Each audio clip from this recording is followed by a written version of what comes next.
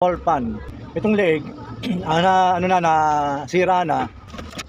Ayan, sirang-sira na yun, no, yung pinaka-leg niya. Ito ang papalitan natin. Ito, ang papalit natin. Ayan, kapag naipasok nyo na yung neck niya, lagyan nyo muna siya ng screwdriver para nakasakto yung butas niya at hindi kagad pumitik. Tsaka nyo ilalagay yung pinaka-tornilyo. Ito, tsaka nyo ilalagay ito. Yan. Dahan-dahan nyo siyang ilusot.